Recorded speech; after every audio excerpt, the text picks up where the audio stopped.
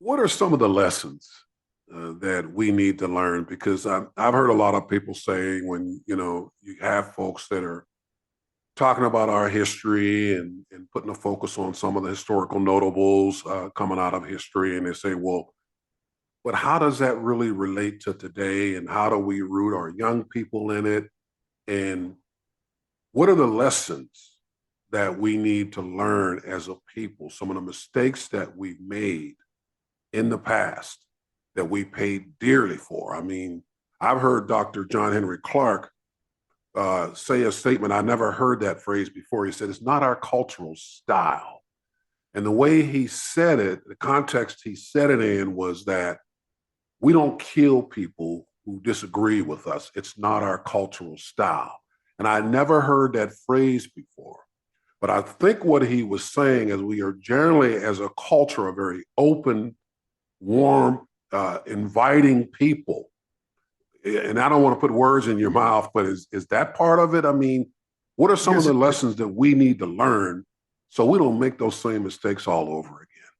yes, it is. And the result is you could put a positive spin on it and say openness. You can put a negative spin, same word, but different, different meaning, but same context. Naivety.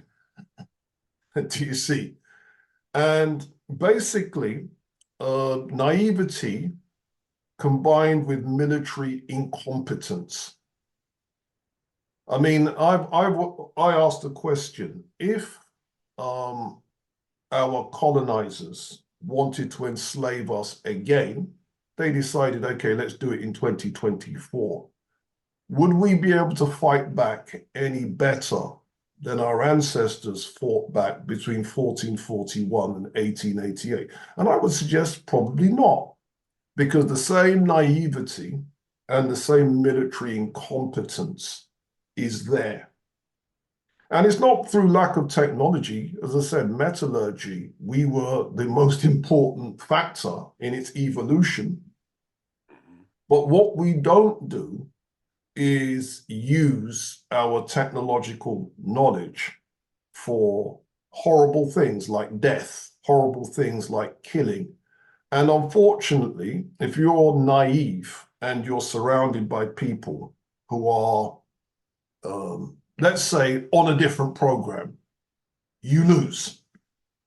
So there's a lot of people in our community that believe that we Black people should return to the value system of the ancient Egyptians. They call it Ma'at. Not. Mm-hmm. But here's the problem. Ma'at only works if you're surrounded by other people that agree with Ma'at. If somebody believes in, well, I can cheat, I can, what's the word? I can defraud, I can Undermine. undermine, but you believe in Ma'at, you're going to lose. And so some of our ideologies that we believed were definitely used against us. And we do have to take notice of this. So when you have Black people today calling for us to return to Ma'at, that only works if your opposition also will follow it. If they don't follow it, you lose. And so these are some horrible discussions that we are going to have. Now, the other thing too that our young people should learn is our history can be presented in a very aspirational way, a very inspirational way. It doesn't have to be doom and gloom. And certainly the way that me and my team are on the Black Secret, the way we present it, we don't present it as doom and gloom. There is a lot of value that is very, very inspiring that says to a young person, go forth and do likewise. And that's the kind of message that I want young people to get from this. And for your folks in America, you guys have got one of the greatest Black histories there is, where you've got a very well documented history of achievement in all the major areas of art, music, science, technology, intellectualism, and so on and so forth, that I'm astounded you all don't big yourselves up even more. How much is there? So I hear people say African American culture is hip hop and hip hop is destructive. What?